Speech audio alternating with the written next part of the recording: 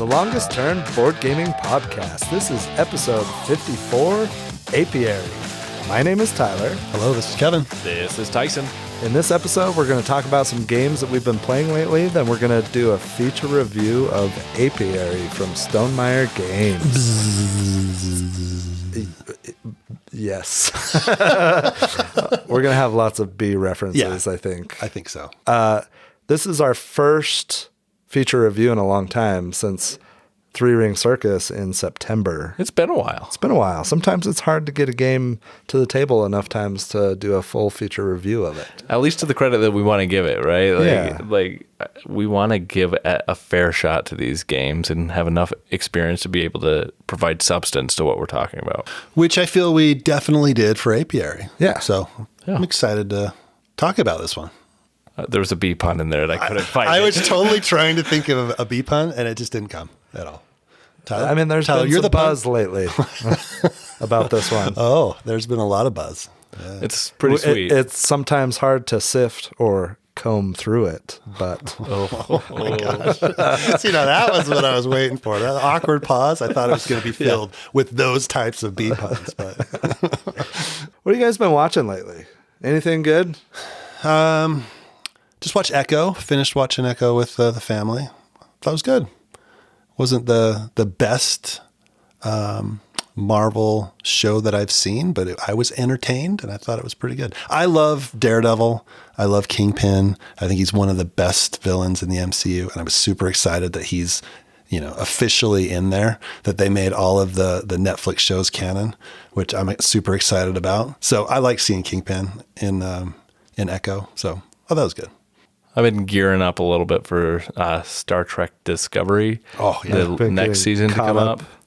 I started watching all of the seasons again. I've gotten through season 3. I'm getting into season 4 again. I'm in season 4. Nice. So yeah. Have you guys ever seen Kim's Convenience on Netflix? I've seen a couple of episodes. It's funny. It's like this Korean family that has a convenience store in Toronto, I think, and it's hilarious. I don't know.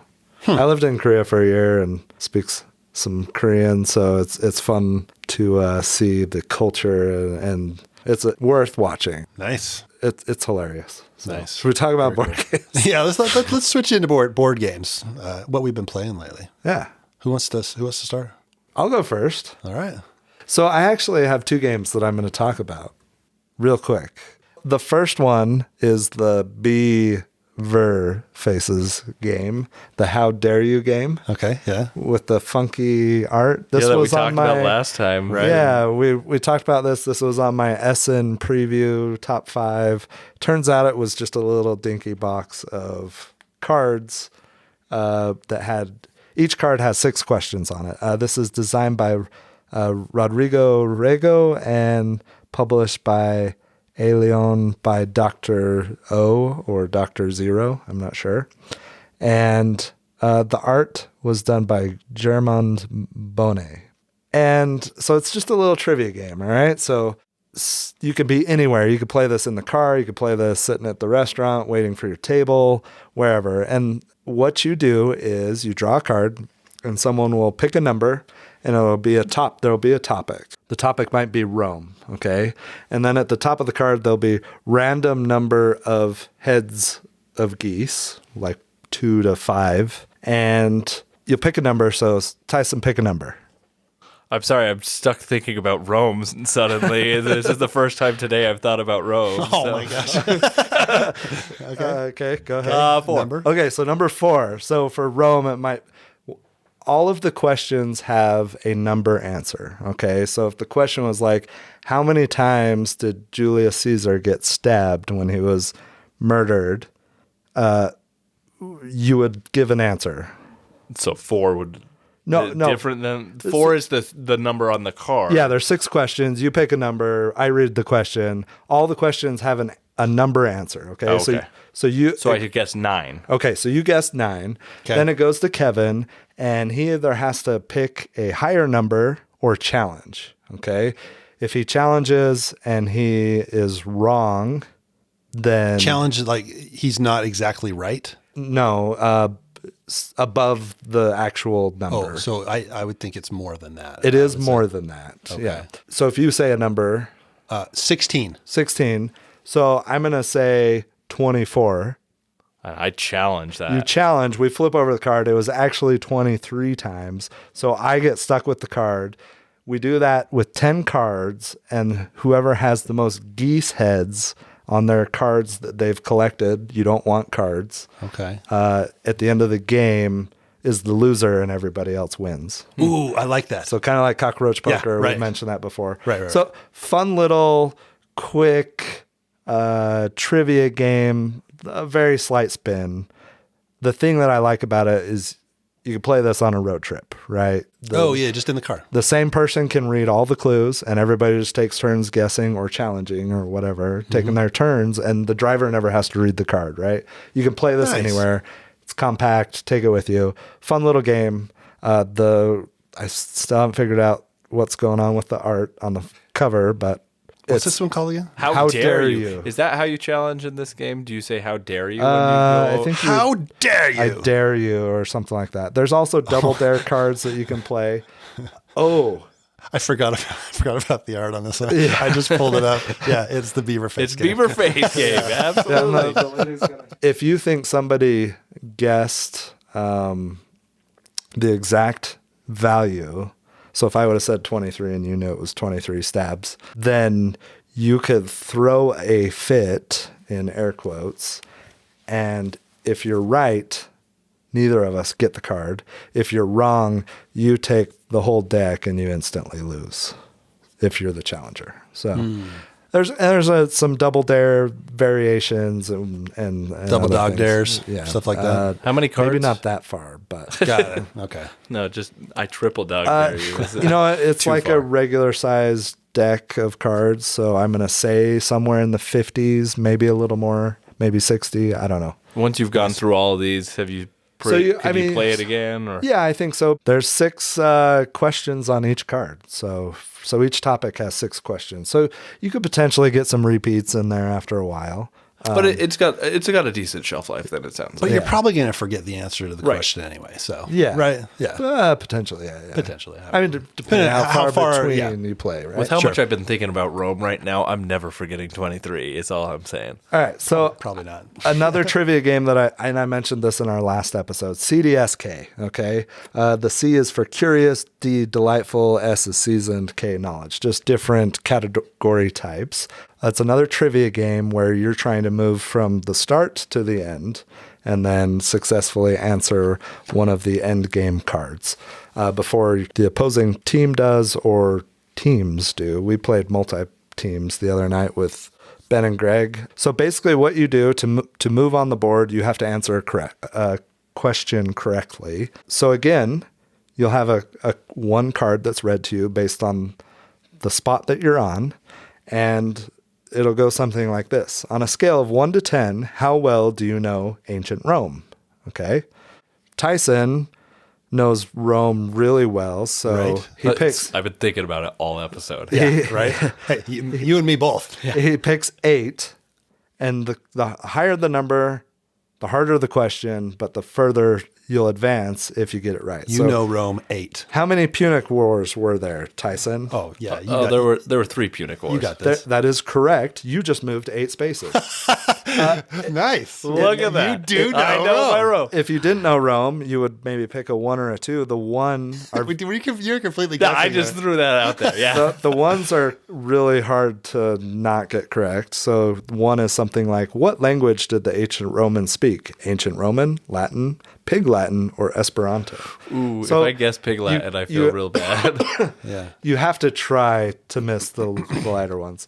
This definitely has a different twist on trivia games that I really like. This by far is the better of the two. I think How Dare You has good application when you're on the move, or you can play it anywhere. This one, I think, has a more enjoyable trivia mechanic aspect to it. It sounds like it doesn't So- make you feel stupid, right? That was what I was going to say. Yeah. So is it a good trivia game for people who don't really know trivia?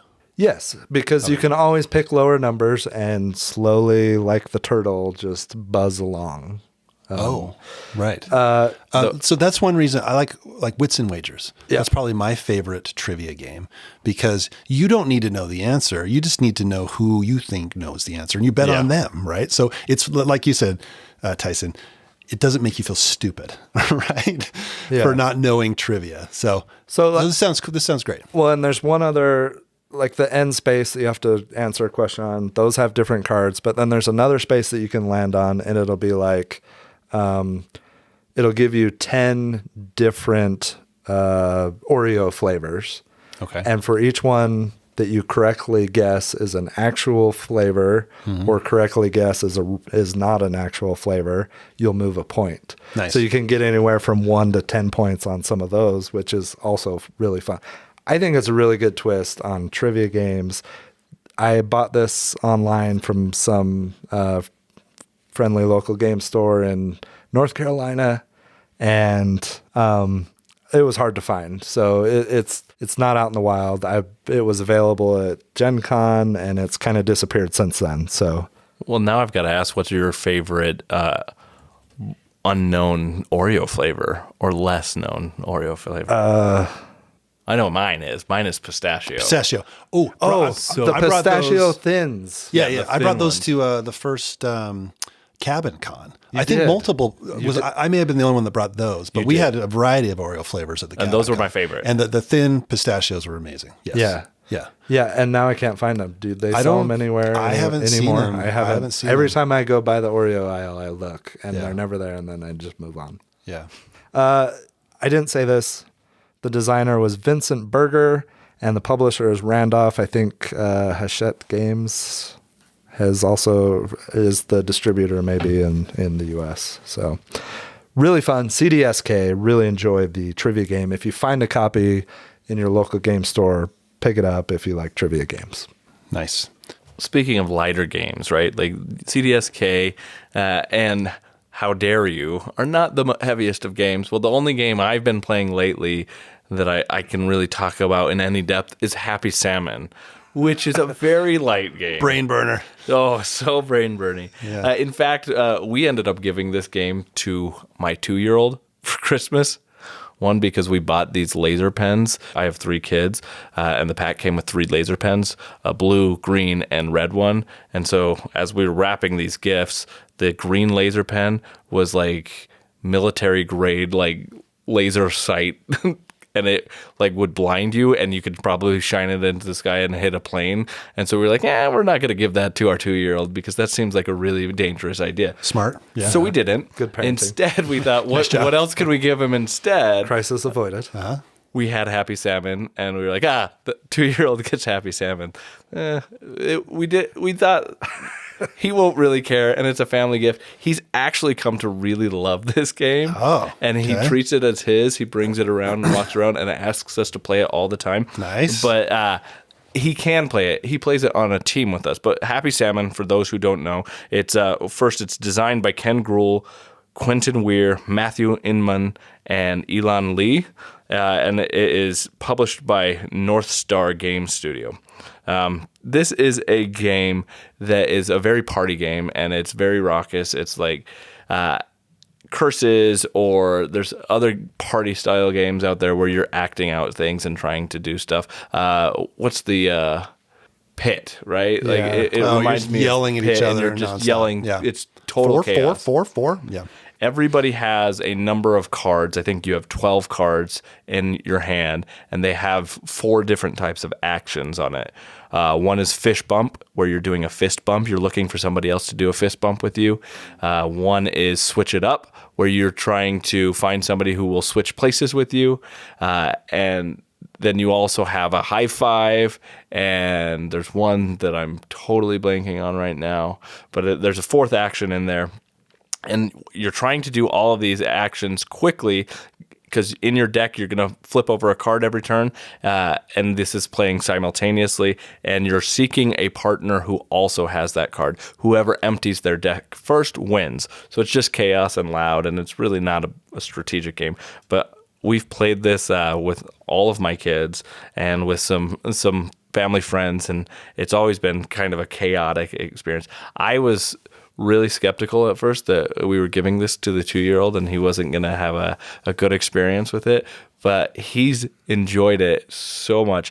And then to the point that all my kids will walk around the house randomly going, fish bump, fish bump, fish bump.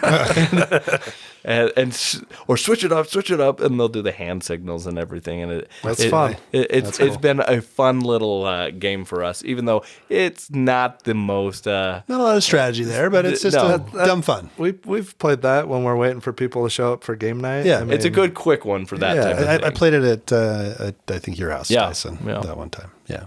I can't say it's my style of game, but it is dumb fun. No, I wouldn't say it's my style of game either, but to play it with my family and to play it with my kids in particular, Fantastic. I think it's Awesome. really great for that. Love it. It's right. I mean, Taco Cat Goat Cheese Pizza is similar and dumb fun. Right? Yep. Yes. Yeah, absolutely. Yep. So that's Happy Salmon. All right. So continuing the theme of lighter games, this one has slightly more strategy than Happy Salmon or trivia game, I guess. This is Reef. So Reef came out in 2018.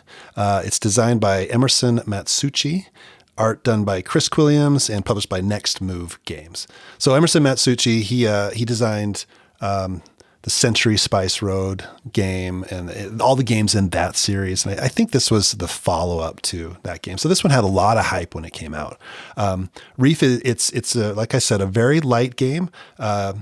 Players take on the role of a coral reef. So you're selecting colors and patterns, and you're trying to grow your reef and expand your reef. Okay, that's the theme. Theme doesn't really matter. It's just you're getting colored pieces and you're putting them on your board and you're stacking them on top of each other to try to match patterns on your card in order to score points. And whoever scores the most points ends up winning. The trick is you get a card and you have two choices on your turn. You can either select a card from a row of 3 cards in the middle or the top card from a stack. And when you select that card, you have it in your hand, and then you can either do that or you can play a card. If you play a card, then you select those coral pieces and from the top portion of the card, and then the bottom portion has a scoring condition. So get 3 yellow coral pieces in a line, for example. If you do that, you get a certain number of points. If you do it multiple times, you get those points 2, 3, 4 times, or however many times you satisfy that requirement. Okay. You have a hand limit of 4. And then when one coral stack runs out, then it triggers the end of the game. You can have scoring for cards in your hand. Whoever has the most points wins. Super simple, but it's a lot of fun. I played it last night with my wife. We had a great time. She did awesome and destroyed me, but it was still a super fun game to play. The coral pieces you collect never match with the scoring condition on the card. So you have to get, cards that work well with each other, get the right colors. You're setting up big scoring plays for cards, which is always satisfying and fun when you can get it to work out and you score, 10, 12, 14 points in one go. That's really cool and really satisfying. So I don't know. It's a quick, fun, easy game to play with some good strategic decisions. So it's right in that same weight class as Azul and Nova Luna. I can't believe this has been out for 5 years already. Right? Yeah. It's one that we hadn't played for a while, so wanted to get off the shelf and play. I love the box cover art. There's a lot of things in board games that'll really suck you in. I think art is one of those things that'll suck you into wanting to play a game. I think when you take on the roles of really cool things like mad scientists, knights, space adventurers, whatever, right? Penguins that get eaten by sharks. But I wouldn't say the selling point, Kevin, is to tell people that you get to be a coral reef in this game. I know, right? I don't know that that's gonna sell me in playing the game. I'm looking at the BGG entry, and it's like, okay, in the game of Reef, players take on the role of a coral reef. So growing from a polyp in the ocean. Yeah. I mean, who doesn't want to be a coral reef? There are Tyson? games where you take on roles of weird things. I'm thinking Vast, where you can be the cave itself, right? Yeah. There's There's a few games like that. And Coral Reef might be up there as one of the weirdest roles I've ever had to play in a board game. Right. I don't know. It's interesting how they made that design decision that you are the coral reef. I mean, Yeah, that's like if according to you're playing- BGG, that's what it is. I don't know like if that's saying accurate. I'm playing patchwork and I'm the quilt. Like I'm a quilt. Yeah. So anyway, a fun game, light game, good family weight, plays in like 30 to 45 minutes. So if that sounds interesting to you, go check it out. I think it's a lot of fun. So that is Reef. Cool. I have another quick game to talk about. Oh, okay. Did you guys ever play golf? Yeah. Like the 52 card deck game? Actually, never- 54. I never did, but I've played a game that's similar. Oh, okay. Yeah. Well, this is similar to golf if you've ever played that. Yeah. Silver. That's the game I played. Yeah. And there's actually 4 of them currently, and there's an active Kickstarter right now for 2 more games. So Nice. the one that I played recently is Silver Bullet, and I got to play with my nephew while he was in town. Designed by Ted Alsbach. I've had a lot of fun with Silver, and I'll get into kind of the basic gameplay in a second. But one of the things that I love is the game's played over 4 rounds, and Logan and I have played where we play a different deck each round. So in the first round, we'll play the bullet deck, and then the amulet deck in the second, and so on. Or we'll mix up the cards and create 4 unique decks and play a unique deck each round. So that's been really fun. I hadn't played this for a while, but with the Kickstarter going, it was like, oh, it's time to get back into it a little bit. So basically in the game, you have a village of 5 cards in front of you that start out face down.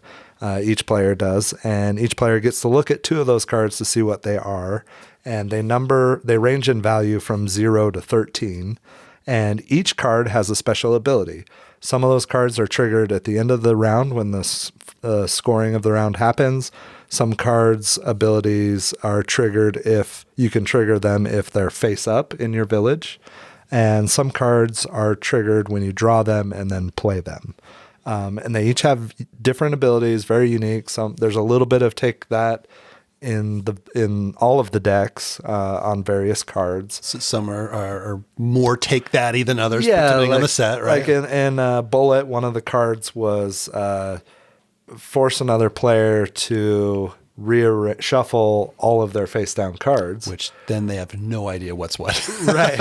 Which could be terrible. So I actually played that on my nephew. He had already just played a card, so that said he could look at all of his cards. And then I played the card that made him shuffle. He knew that he had 3 of the same cards. And it just so happens that after they got shuffled, the 2 that were unique, that weren't the same as the other 3, got flipped over on his turns. And then he could replace those 3 cards. So it didn't even hurt him, basically. He had a perfect comeback play from that. So yeah, on your turn, you draw a card and you either replace a card in your village and discard the card you replaced, or you discard the card, you don't want it, and if it has ability that you can use, you use it, right? So you're trying to give points to other people, trying to whittle your points down to 0s, 1s, and 2s, and using the abilities along the ways. Some of the cards let you flip over your cards. If you take a card from the discard pile and add it to your village, then you have a face-up card. At some point, someone can call the round and end the round if they have fewer than 5 cards in their village. And at that point, if they have the fewest points, once the round ends, they get whatever the token is. In this one, it happens to be a little silver bullet, which each one of them from each game has a slightly unique ability that you get to use in later rounds after you win the token. You also score 0 points. If you don't have the fewest points out of all the players, then you score your points, plus you get a penalty of 10 points if you're the one to call. So you play 4 rounds really quick. I mean, half hour, 35 minutes. Just a really fun game. I loved playing golf as a kid, which was basically just playing with a regular face deck without all the abilities. And so I've really enjoyed Silver. The Kickstarter has another 20 days to go as of recording, so maybe 15, 16 days left by the time this episode airs. 2 new decks are coming out, Eye and Fang, and you can get a collector box that then holds all 6 games plus some player mats. You getting all that stuff? So I'm backing it. I'm getting the 2 new decks. And the player mats and... and the player mats and the collector box and the ability and more cards so that you can play with 5 or 6 players. Okay. So, Nice. I'm excited. I've been waiting for a long time for them to release the other decks. At some point years ago, an image came out that showed that there were more decks in planning stage or at some point in the process. And so the last couple of cons I've gone to, I've asked, hey, when's this stuff coming? When are you going to do more silver? And no definitive answers, but just keep waiting, you know. So nice. I'm excited that it's out, and definitely will be excited when these fulfill. So. It's a good one, and you guys both mentioned that there are some that are a little bit more take daddy, but like even that having to mess up your deck and like shuffle everything and things like that, it can be frustrating if you're taking it too seriously. But if you just go into it knowing that can happen in some of the take that stuff, then it's just chaotic fun. Yeah, it becomes hilarious. I remember one time we were all playing, and it was like 1 o'clock in the morning in my kitchen, and we were laughing. And it was a lot of fun. Yeah, I didn't have a toddler back then. That was like 3 or 4 years ago. Yeah, that's crazy. Yeah. But it was probably a blast. Pre-COVID, really. So it was. It was probably 5 years ago, right? Yeah, probably was. Yeah, so that's Silver Bullet. Going to be 6 variations in total of this game. Nice. I got another card game I've been playing. Oh, okay. Just a little bit of lately. Lorcana. So I've mentioned this. I'm not going to go into it too much. The New Dominion. I may end up playing it as much as I've played Dominion, to be honest. I won't talk about it a whole lot, but I played this game. I mean, we're recording this on the 18th of the month. Okay, I played this game 21 times this year already. That's awesome. Yeah, which it's been so fun, and I played all the games with my daughter. I have successfully created a monster. I mean, she really likes this game. It's fantastic. So we'll sit down in my basement. We'll come up with deck ideas, and then we'll sit and build a deck. And then we'll test out those decks against each other just to see who can win. And sometimes we build good decks, and sometimes the decks don't work out well. But it's so much fun. I built like a princess deck, and I put in as many princesses as I could in there. It was fantastic. I had Rapunzel, I had Ariel, I had Snow White, all these different princesses, and they worked really well together. And the whole key, like the thing you have to do when building a deck is you have to have a purpose for that deck. Like this is what I'm trying to accomplish, right? So I'm like, okay, I'm going to get all these princesses. There's this Moana card that will let me ready these princesses when they quest, and I'm just going to see if I can get that to work. Worked awesome. It was great. Princesses heal each other. I'm doing damage, and then I'm healing, and ended up being a really powerful deck. It's super satisfying when you can do that, right? My daughter, she built a deck. It was based on cards that are in play and then they come out of play. It's called a bounce deck, and you get lore, and lore is how you win. When the cards come in and out, you're getting lore. And she was just super jazzed up about that because she built an awesome deck, and it's fun to tweak and put cards in and take cards out and have different themes, and you can just play for hours and build just tons of different types of decks. Which is really cool. Do you ever end up each of you building a deck and then playing each other, see who wins, and then switch those decks and play against each other with the opposite deck? We haven't done it because you kind of get attached to your own deck, right? But that's we could absolutely do that. I played Keyforge a lot, and that was exactly what. Yeah, I've got several Keyforge decks. I love Keyforge. Wow. But like that was what we would do is that like that. In fact, I think that's part of the official rules is that if you're playing tournament style, because there can be imbalance in those procedurally generated decks, and so it's about the skill of playing with the decks. So you would end up playing the decks and then switching with your opponent and seeing who could play best with both of the decks. You've played 21 times this year, and you'd played a little last year. How many different decks have you played with in total? We've probably built 7 or 8 different decks total. And then and like the good ones that we like, there's an app, and it's actually a pretty cool app. I was going to ask that, dude. And we put in the deck that we like, and then we can go back to that later. Okay, that's awesome. So it's all saved. And the way it works is you pick 2 different ink colors. There's 6 different inks in the game. You pick 2 different ink colors, and then you build a 60-card deck off of those colors, right? It can be higher than that, but really you don't want to dilute your deck more than 60 if you can, right? If your daughter wins like 5 times in a row, are you going to go back to your power princess deck? Oh, princess deck for sure. That's like right now, that's the most powerful deck that either of us have built. And we're casual players. There's a meta out there, and people have figured out, okay, these are the decks that win tournaments, we don't really care about that. We're just building fun decks to play. But that's the most powerful deck that either of us have built so far. Princess has just kicked butt, right? And if she wants to really test her deck, she's like, okay, get your princess deck out, and let's see how it stacks up, And it's fun. And there's a new set coming out in February, Into the Inklands. They're releasing previews of cards. I'm on the Discord, so I see what cards get released. I'm like, oh, cool, DuckTales cards. This is awesome. These Huey, Dewey, and Louie are going to work really well together. They just released that one, I think, today. I'm like, oh, that's awesome. So I missed the pre-order at our local game shop for the next set. They're going to release more pre-order once I think they know what their allocation is going to be. So I'm going to try and get. I'm definitely going to buy it, but I'm. How many new sets are they doing this year? Is it 4? They just released their 2024 schedule, and I think it's 4. I can't remember for sure, but they also just released a beginner set that. For somebody that's just getting into TCGs, they can get this even more basic set than what is currently out there, like starter packs and stuff. Yeah. So they're making it really accessible for people, which is really cool. And they're obviously trying to get as many people in as possible.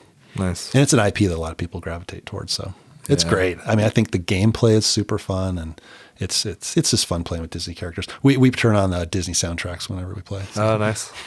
I love adding music. Yeah. It's a lot of fun. It just adds to it, right? Yeah. Well, and it's hilarious too, because there's what's called song cards. So you could have a song card called Hakuna Matata, and you could have Hades singing Hakuna Matata. It's just fun stuff like that happen in the game. It's just it's just kind of fun, So anyway, I said I wasn't going to say much about Lorcana, but this has gone on for a while. It's just it's a fun game that I think we're going to be playing a lot this year. Cool. So I'm still excited for Unlimited. Yeah, for sure. I've pre-ordered, so I've committed. Yeah. So do you like building decks? Have you done much of that before? No, and in fact, that was the most painful part for me of my first step into Arkham Horror. You realize that this is like 75% of the game is building absolutely. A deck. Yeah. I'm excited to get into it more. Like when we played Arkham Horror at Cabin Con, we played games all day. It was after that 5-hour Everdell game. Yeah. And we had agreed, okay, look, we're going to play Arkham Horror in the morning.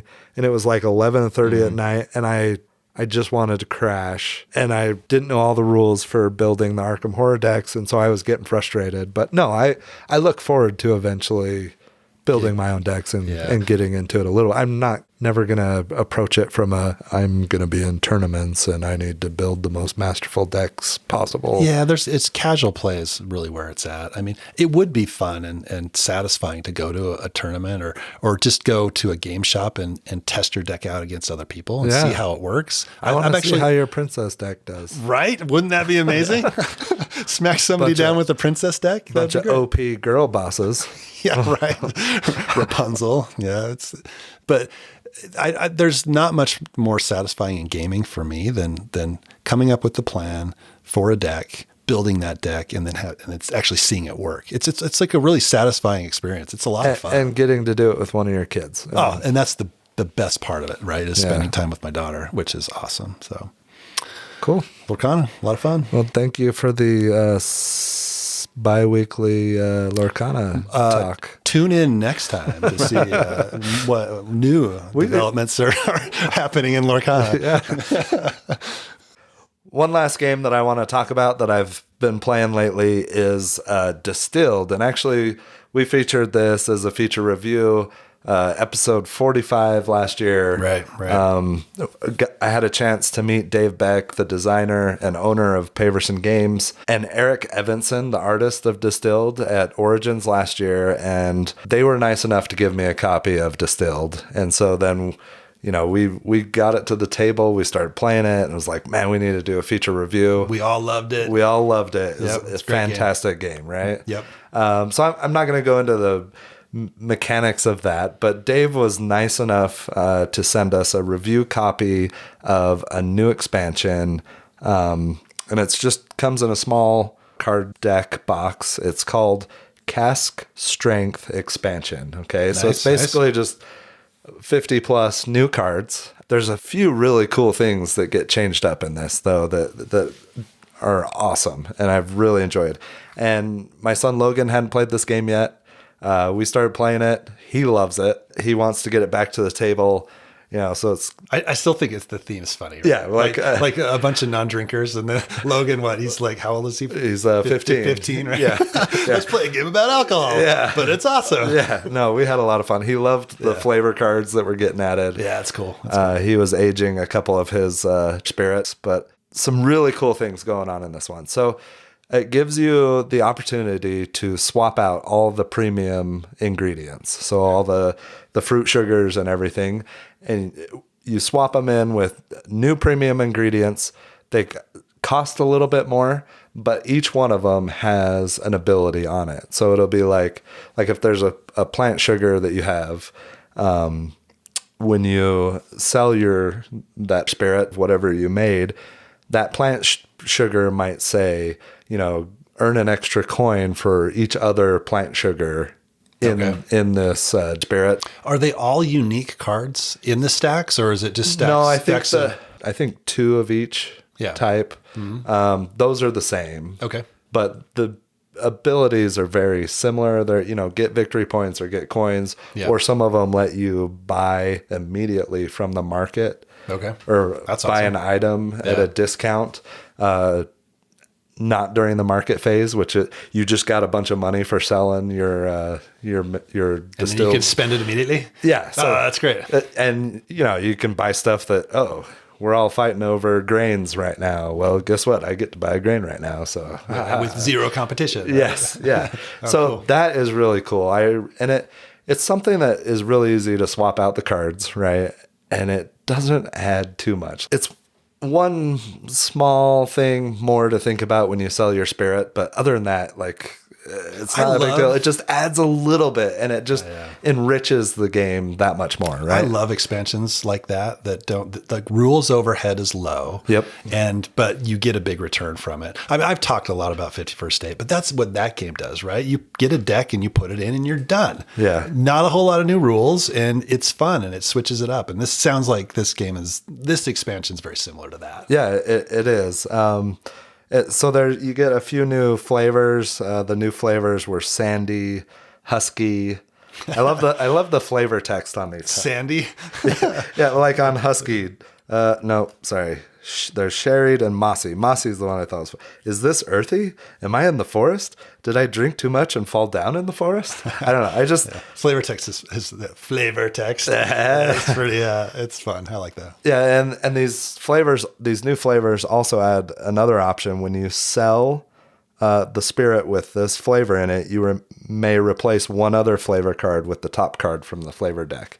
So if you have a flavor that's like burnt rubber or the tire or whatever, and it doesn't give you any coins for it, you can use the ability on one of these cards to swap out that one for that's cool. a flavor off the top of the deck, and hopefully you get more coins, right? So I like that. Again, something really tiny, but just adds a little bit more, right? More of a good thing.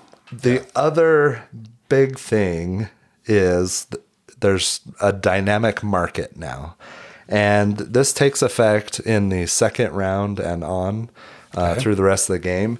At the start of the second round, you'll take the top card of the dynamic market, their face up, and you'll put it off to the side of the deck. So you can see both the active market card and what's coming. Okay. And so it's something like, skilled workers immigrate to Europe, and now grains will cost 1 more.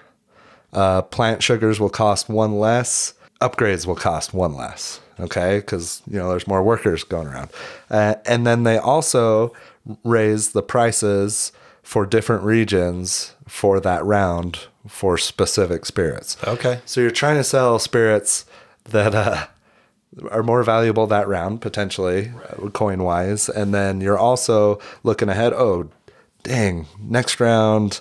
fruit sugars are going to cost more. So I'm going to buy an extra fruit sugar this round while it's cheaper, right? Right. So More things to think about there too. Right? It is. This one I think adds a little bit more to think about. If anything, this is the one that really increases the complexity of the game, but still not by a ton. So it was Logan's first time playing. Right? It was. He was able to handle that no problem, you think? Or? Yeah. Okay. Introduced everything from this little card, the little cask strength expansion, and he had no problem at all. Nice. So he is a seasoned gamer. Well, there are 4 new upgrades as well. One of the ones that I've gotten, and this was perfect. I bought it in the 7th round. I was distilling whiskey, which is an aged spirit. And so normally you don't score as many points for that in the last round because you have to age it and you can't sell it, right? Yep. So I bought the upgrade cask sales equipment. May sell an aged spirit in the same round it is distilled. Oh, nice. And I was able to pull off the victory. I bought this card in the 7th round. Was able to pull off the victory by being able to sell that spirit. I don't know, it was awesome. That's cool. That sounds fun. Lots of little things. The dynamic market is a little bit more, but it's still not too much for anybody who's actually played the game before. And just changes it up enough that makes it just that much more of an enjoyable experience. Cool. This is a completely new expansion. There's another expansion, Africa and Middle East. That was available with the original Kickstarter. He also sent a copy of that for us to check out. I played with the Spirit Awards, but haven't gotten into the rest of it enough, like the different menus or the different drink menus and all the other additional cards, right? So I definitely be talking about that one soon as we get more plays. Nice. The Cask Strength one is not going to go to retail. It's available on paversongames.com. I think it's pre-order up until February 2nd, and then I think it's available. I noticed they also have like the coins, the playmat, the metal recipe cubes, all available for pre-order. Those were all, of course, available with the Kickstarter, but then they've kind of been sold out unless you were lucky enough to pick them up at the convention, at a convention, right? Right. So kind of awesome. You know, we've talked about this game at length before. But it's worth another mention for sure. It absolutely is. For anybody that's played Distilled before, I'm going to include this expansion. Right. And because it does not add that much and as far as complexity, but yet takes the gameplay and experience up another notch. So sounds like a no-brainer to me. Yeah. Throw it in every time. It's yeah, awesome. absolutely. Love it. So, and I'm excited for Luthier. Yeah. What is the follow-up game going to be like? I'm sure it's going to be great. I think the Kickstarter for that's in July. I noticed there was a new image of the game board and the player boards that had been posted on BGG, and it looks pretty. So I'm excited. Nice. I love it. It'll be fun to find out more about that one, and I'll definitely be a Insta backer of that. So yeah, I'm excited to play it for sure. So that is Distilled Cask Strength Expansion. Well worth it. So I think that wraps up what we've been playing lately. Lighter games. We got some good Distilled new stuff that's coming from them, but lots of lighter stuff. Yeah. Which is okay. Which you don't have to always play heavy games, right? Yeah. Sometimes you want a little palate cleanser. Yeah, we have full-time jobs too. I've been very busy at work, and sometimes I don't want to come home and feel like I'm working playing a game too. Right, reading a 40-page rule book. Yeah, right. You just want to play something light like Reef or Happy Salmon or some trivia game. One slight thing to our review scale. I think we had talked about this a little bit earlier before we recorded. We're thinking about maybe changing that from a 0 to 10 scale. It's the first review of 2024. Right. And so it's a good time, I think, as well to make start. that transition, right? Right. Yeah. And New year, new scale. And decimal numbers allowed. No, that's the whole point of adding 5 more numbers. We don't need to add point. I don't know. With this game, I know what number I want to give, and it's a decimal. You're a decimal. You really? A decimal? Kind of, yeah, because it's not a this, but it's not a I that. vote for the decimals as well. He's going to say it's 9.73. No, Right? to the tenths. Yeah. Tenths? Yeah, Okay. not to the 100ths. Is it the whole point of adding 5 more numbers so that we Our don't... new scale is 1 to 20. No, 1 to 10 or 0 to 10. 1 to 100. We're never going to rate something 0 Let's because do we're not 1 to- going to play it enough. Let's do 1 to 100. 1 to 100. I rated a 75. That would be unique. Otherwise, Nobody else is doing that, right? This is a 12 for me. Okay, let's do it. That's insulting. 1 to 100? 1 to 100. Okay, new scale. 1 to New 100. scale, 1 to 100. I like it. Tyson? You guys are monsters. That's all I have to say. It's 75 is the same thing as 7.5. Yeah, and then you don't have Yeah, to do so- and then you don't have to do decimals. This is Yeah, true. You No should be decimal. happy about this. I only have 100 What do you have against possibilities. decimals? What did they do to hurt you? Nothing. What do you have against whole numbers is what I'm asking. It's still restrictive. So that's why 1 to 100 or 0 to 100 because you could technically rate something as 0. Yeah. Yeah, but on a scale of 100, that's a real insult if you get a 0. Oh man, Yeah, you're not going to play it that many times if that's how you really feel about it. that's true. But I still think we leave it open for that. Okay. Why restrict us further? Are right? you wanting to go back and give Wonderland's War a 0? That's what he's wanting. That I'm hoping Or that Journey we to, can revisit that. Middle Earth? Retroactive review. Journey to Middle Earth. I don't remember what I gave those. I probably gave those a 2. So maybe they'd be a 20. See, it's the same thing. I don't know. No. 2 would be 40. a 40. 20 to 40. One would be, one would have been a 20. It's so restrictive. That's true. So restricted. Why not make it 1,000? Now you're talking. Let's do it in Don't be ridiculous, Tyson. Yeah, that's me. Let's do it in hexadecimal values. All right. I don't know what we decided to do. 1 to 100, right? 1 to 100. Let's do it. I'm just along Hey, for the ride. 0 to 100. Yeah.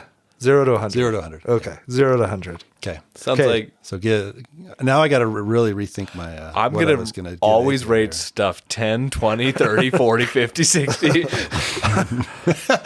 Well, that's your. You can do that. It's your Yep. prerogative. So Well, let's get rebellious. into this review of Apiary. So every episode we do a feature review. We end up rating it on a scale of 1 to 5. But before we do that, we like to go through and talk about the things that we like about the game, what we don't necessarily like. We talk about the production quality, and we talk about a few other things here and there. Kevin, why don't you take it away with the rules breakdown for Apiary? Apiary is designed by Connie Vogelmann, published by Stonemaier Games with art done by Kwanchai Moria. In a far distant future, humans no longer inhabit Earth. The cause of their disappearance, or perhaps their demise, is unknown, but their absence left a void ready to be filled by another sentient species. Over the span of unknown generations, one species of the humble honeybee evolved to fill that void. They grew in size and intelligence to become a highly advanced society. They call themselves Mellifera. Mellifera have made substantial technological advances in addition to the technology they adapted from human ruins, up to and including space travel. But the species has not managed to completely escape its own evolutionary history. Although Mellifera has overcome the short lifespan of its predecessor, this longevity comes with the cost of prolonged hibernation. Each year, members of the species are active for just a few short months, the flow, before going into hibernation for the remainder of the year, the dearth. In Apiary, each player controls one of 20 unique factions. Your faction starts the game with meager supplies, a hive, a few resources, and worker bees. A worker placement, hive building challenge awaits you. Explore planets, gather resources, develop technologies, and create carvings to demonstrate your faction's strengths over 1 year's flow. However, the dearth quickly approaches, and your workers can only take a few actions before they must hibernate. To play Apiary, each player takes a faction tile, a hive mat, a docking mat in their player color, 3 player tokens, 7 hibernation tokens, and workers. Factions provide special abilities and determine your starting workers and resources. Hive mats show where you can build. You must always build adjacent to existing tiles on your hive mat. If you build on a hex with the building bonus, you gain that bonus. On your turn, you either place one worker on the board, on the leftmost or topmost space if there are 2, and perform the action, or retrieve all workers. I'll first go over the place action. Apiary uses a bumping mechanism. When you place a worker, other workers on the space are either bumped or, if there are 2 spaces, shifted right or down. If a worker is shifted off the rightmost or bottommost space of the action, it is bumped back to its owner, abiding by the following. If the worker has strength 4, it must hibernate. Otherwise, the owner of the bumped worker may either increase its strength by 1 and place it in their active pool, or place it in their landing area without changing its strength. Either way, do not collect income. There are 6 action locations on the board that you can place your workers. The actions are Explore, Grow, Carve, Convert, Research, and Advance. The Advance and Carve actions will allow you to acquire and place new tiles in your hive. There are 4 different tiles that you can acquire. Farms cost fiber and water and provide storage and income. Recruits cost pollen and provide ongoing abilities throughout the game. Developments cost wax and provide you powerful one-time bonuses. And carvings provide endgame scoring opportunities. The Explore action will allow you to move the Queen ship to explore new locations and gain Explore tokens. Locations will give players resources. The Grow action will allow you to gain new workers, expand your hive, or upgrade your faction tile. Convert will allow you to pay resources from your hive to gain resources from the general supply. And finally, the Research action will allow you to draw seed cards. Seed cards can be played at the beginning or end of your turn for bonuses. They can also be planted for endgame points. All of these actions become increasingly better the higher the worker's strength is. Retrieve is the other action that you can do on your turn. To retrieve, you take back all your workers on the board and in your landing area. Strength 4 workers must hibernate. All other retrieved workers collect income, each from a different farm. Increase strength by 1 and return to your active pool. You do not need to place all workers prior to retrieving, but active pool workers aren't affected by retrieved turns. Hibernation is another important part of Apiary. When a Strength 4 worker is removed from an action, it hibernates. Place a hibernation token into the hibernation comb and gain the benefit printed on the pod. Then the worker returns to the general supply. At the end of every turn, discard down to the resources you can store. For each resource discarded, you may gain 1 Queen's Favor. The Queen's Favor track offers endgame scoring based on your final position on the track. Other game effects can move you along the track as well. When the hibernation comb is full, or one player hibernates their 7th worker, each player takes 1 final turn, including the player who completed the final sector. Then the game ends. In-game points are then added to endgame points. You can gain points from seed cards planted, tiles in your hive, meeting conditions on carvings, your position on the Queen's Favor track, filling your hive mat, your faction endgame ability, and winning hibernation comb sector majorities. The player with the most points is the winner.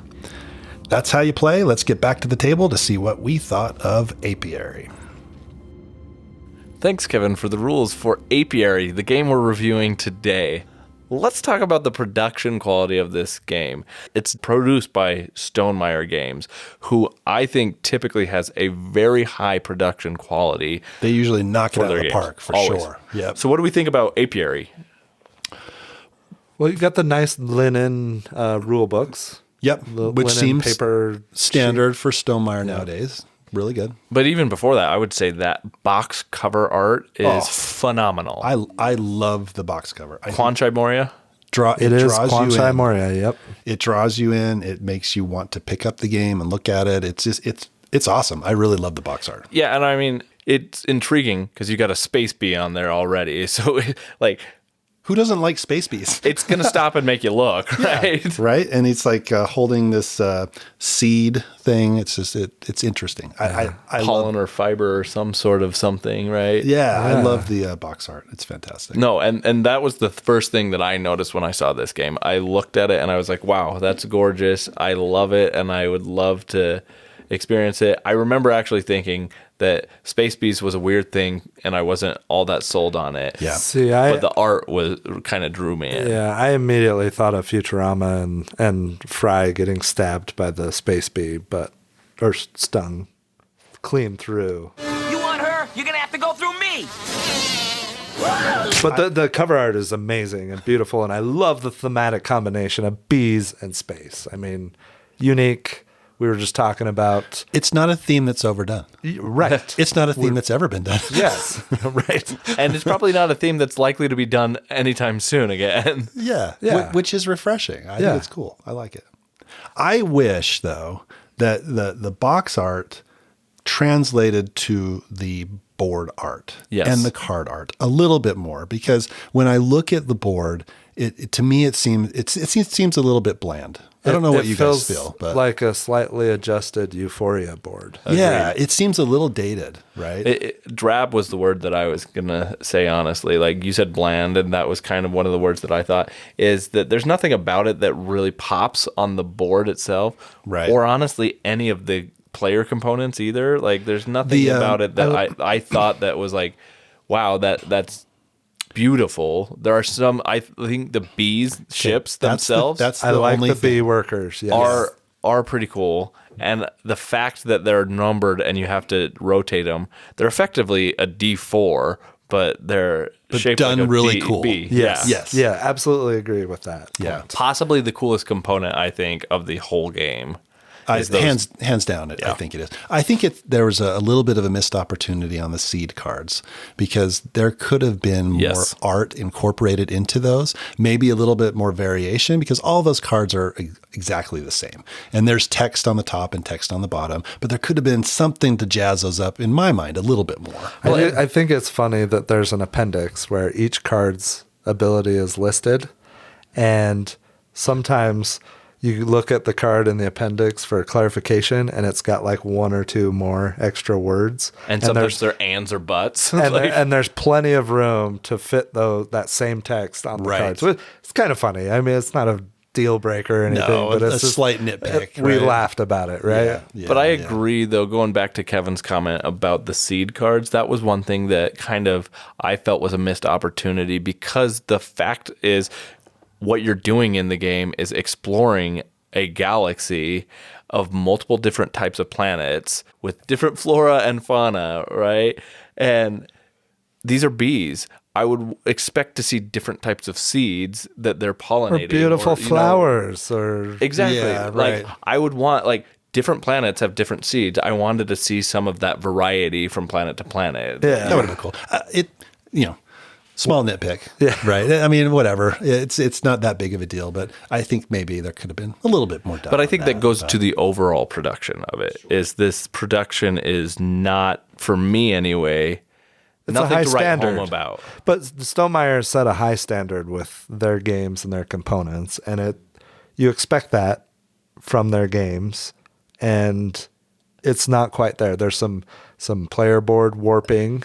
Yeah, it's basically construction paper, like thick construction paper for And the it's- player boards. Linen finish, which is nice. And it's single-sided. I wish there could have been other faction on the- maps Yeah. added on the back Sure. that were slightly different. I feel like that was a missed opportunity. To me, honestly, at the end of the day, beside the board cover and those The bees. the bees that you're playing with, your workers, it's on par with production quality of like Terraforming Mars to me. Whoa, no. The box is thicker than a Terraforming Mars box. I think it's much better than a Terraforming Mars. Terraforming Mars is pretty low. Terraforming Mars had more variety in what it provided in its images and its pictures A and lot things more like that. clip art and weird looking dudes. But, like- I like all the wooden components. I like the resources that you produce. Yeah, that's fair. That's not. I like those. They Yeah. do have different The resources. fiber and the water and the Yeah. I think it's pollen. good production, just not up to the Stonemaier standard that we're used to seeing. Right? Yeah. I think that's- and I don't want to harp on it too much, because it's definitely not bad. No, I wouldn't say it's bad, but it's definitely not what I've come to expect out of a Stonemaier production. Yeah, I agree. think that's fair. I think we all agree with that. I think that's fair. Yeah. But yeah, so let's move past the production of this game and talk about some of the things that we like about this game. Having played this a number of times now, what are some of the things about this game that you do enjoy? Kevin, why don't you kick us off? So there's a few things that I like about this game. There's quite a few things I like.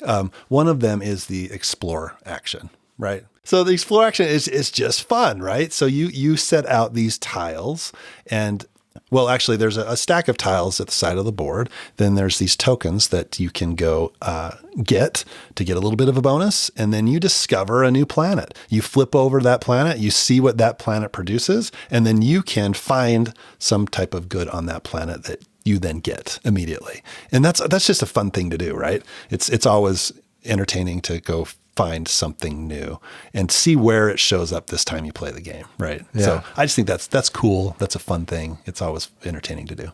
It's unique, right? Yeah.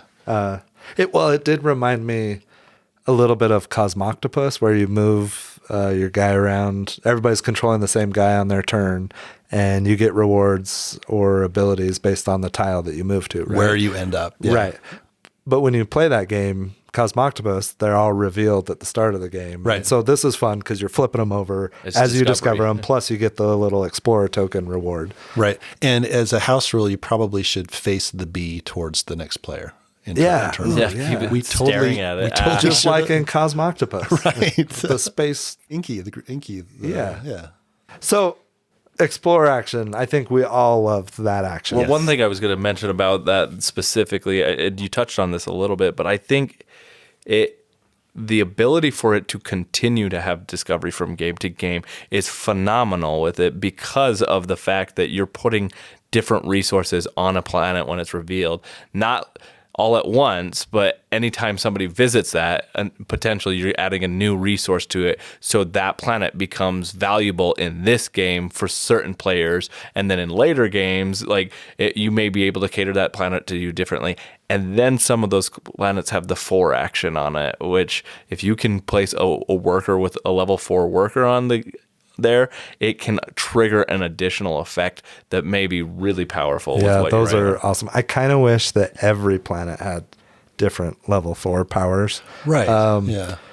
One thing that I also think is cool about the Explorer, you can expand this with future expansions. You can add more of the same planets, but you can add new level 4 abilities. I could see there being some expansion content there in the future, which I would welcome if I owned Absolutely. the game. Yeah. And to your point, Tyson, the different resources that get put on those planets change from game to game. Last game we played, there was so much pollen. Yeah, on the it was board. awesome. It was everywhere. I don't know why we put so much pollen out there. I but- was doing a ton of recruiting and I wanted pollen. So that's right. what I went for. Yeah, so you tailor the game to what you want to get on future turns, right? Yeah. Which is interesting. It's Yeah. cool. Yeah. So some of the other actions that I really enjoy is the advance action, and that's a big one. When you go to the advance action, you're either adding you're adding tiles of 3 different types to your board, and you get to choose which type you're going to add. So there's the farm type, where when you do the retrieve action, you get to collect rewards from the farm income with your bee workers. There's the recruit action, where you're recruiting bee workers that give you bonuses when you do specific actions, or when you hibernate, you get a couple extra points or whatever. The development tiles give you one-time rewards. Those can be very powerful and very fun. So I love building out my space mat with these different tiles. And there's usually each game, I always felt like there was one that I maybe focused on a little more than the other type. But you still get a variety of the different tiles, and it's just fun to build out your player mat. I really enjoy that action. The other action is the convert action. There's the base conversions that you can do that are on the board, but then each game you can also have the opportunity to make a dance, where you have this little tile and you get to choose what the dance costs and what the rewards are printed on the board. And then anytime you do the dance, you get those rewards, and you can make those pretty powerful. And for whatever dance that you may have created, not everybody's going to get a chance to create a dance in the game. But every time that other players go to that dance, you go up on the Queen's favor track, and that can be really fun too. So I think that's a really clever mechanism. I've seen that in one other game, Dunhuang, that you can create a worker placement spot essentially, and I love the decision you make when creating that spot, because you're creating a spot that, does this benefit me, or do I want to get the bonus for when other people are using it? So am I creating something that is benefiting me potentially throughout the game, or am I doing it so that it benefits other people so they're more likely to use that spot? You want so to that make it I as can do it. lucrative as possible, and if that crossovers with what you're trying to do, then it's awesome. It can work really well for you. Yeah. Going back to the advanced action real quick, I like that there's engine building in this game, right?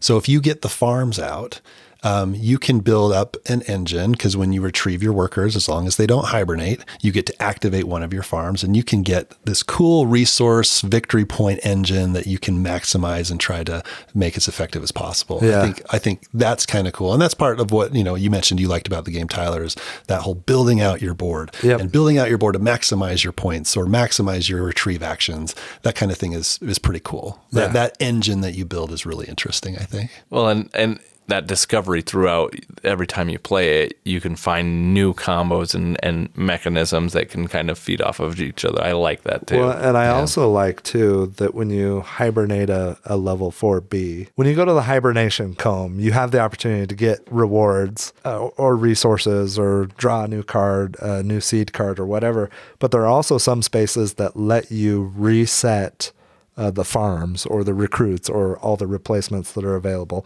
There's always 3 face up that you get to choose from. So sometimes it's nice to be able to refresh what's available and get some new stuff, or refresh so when someone else has got their eye on a specific tile. Which makes it interesting with timing, right? Because there are times where you're like, can I push this? I just need to grab one more resource or something so that I can get the things that I want, or do I need to find a way to do this right now, because is that row going to get reset, and the one tile I really want, is that going to get kicked out, right? That makes for some interesting decisions. For me, I think one of the things, as I've thought about it more, that is really particularly unique to me about this game is that as a worker placement game, it does a lot of things that other games do, but what it does differently is usually in worker placement games, throughout the game, you can unlock additional workers, right? So you can go and get an additional worker or 2 throughout the game.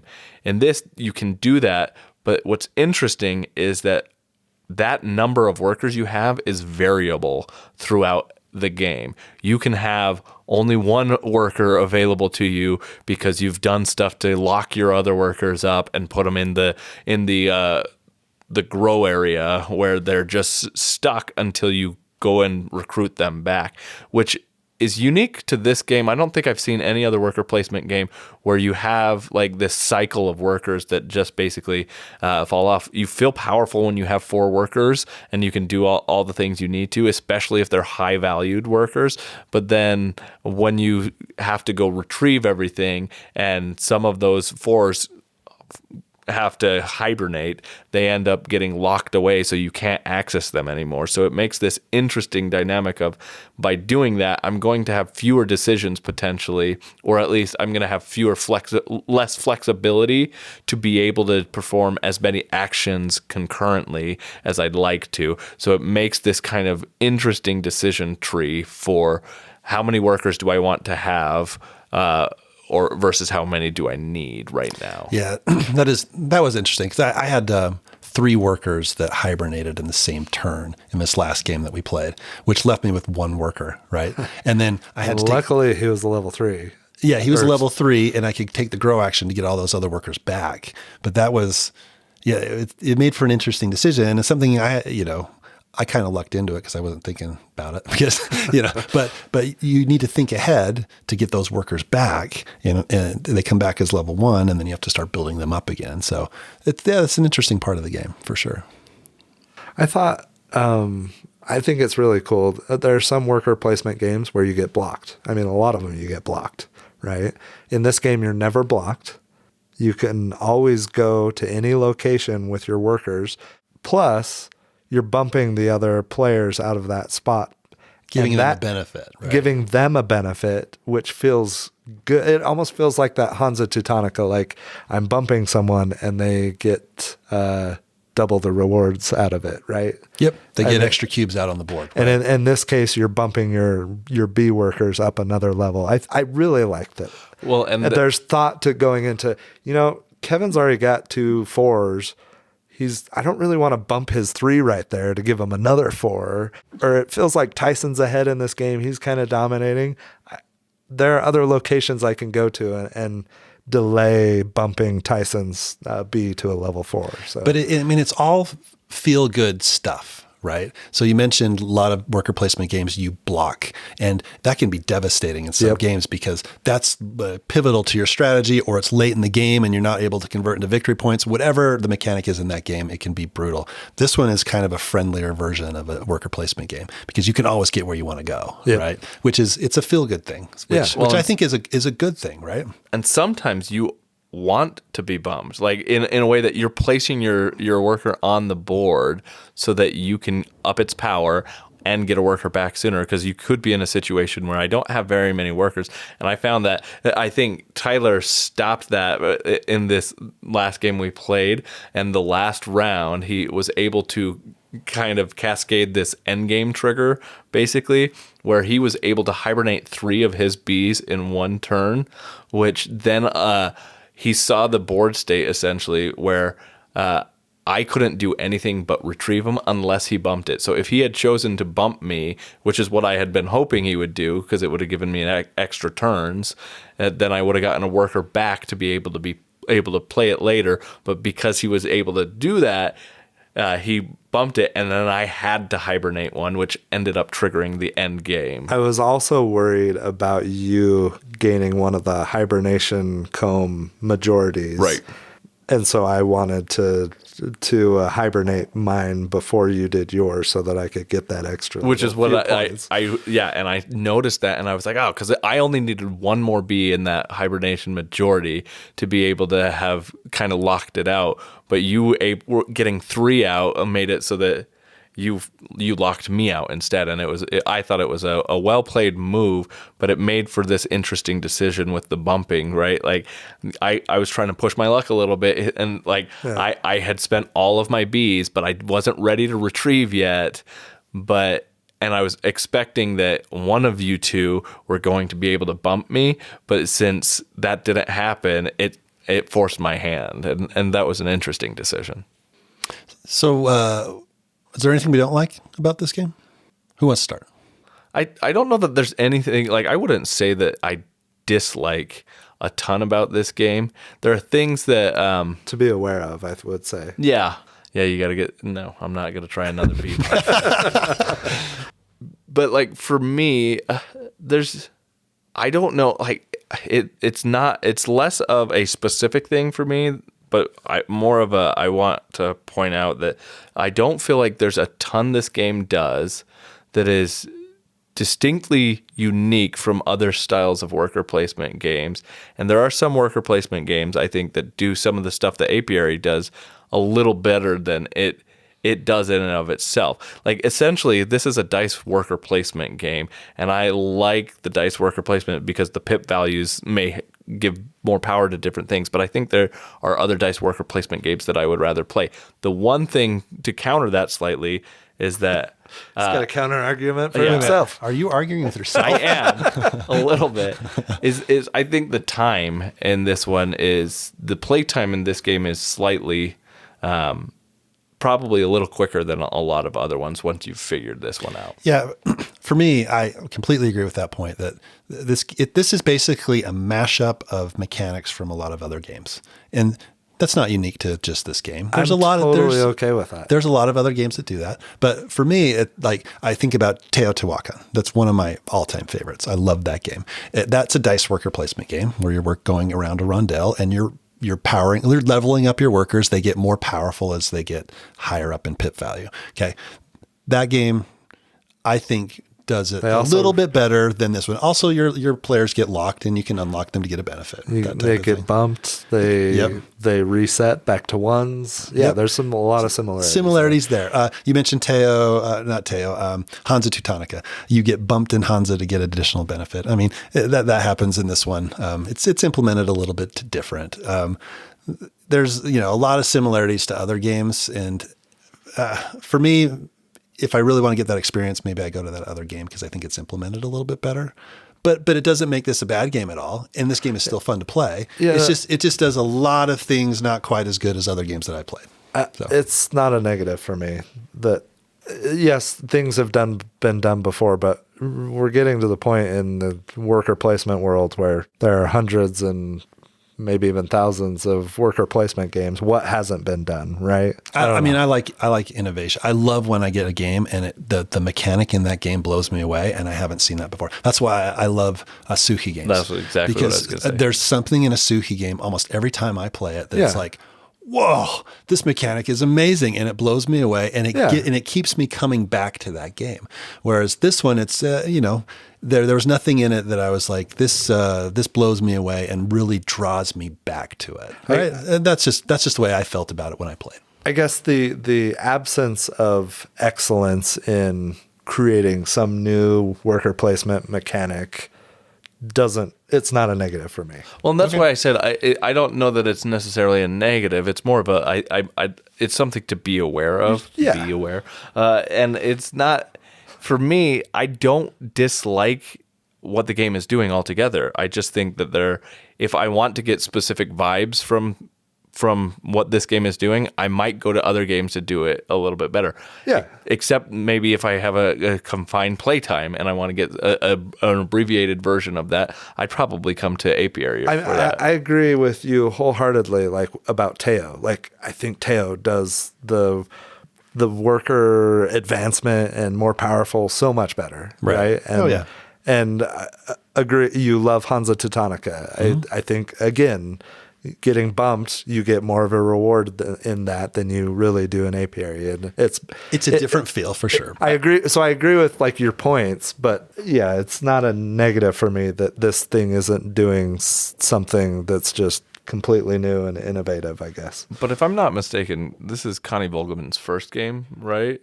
It is. Well, I think it is. She's the designer on Wormspan, the future Stonemaier reiteration of Wingspan. But this is her first officially published game, I believe. And if that's the case, then like she's knocked it out of the park with a really well designed game. Sure. It's just for me, like I like I said, I may not.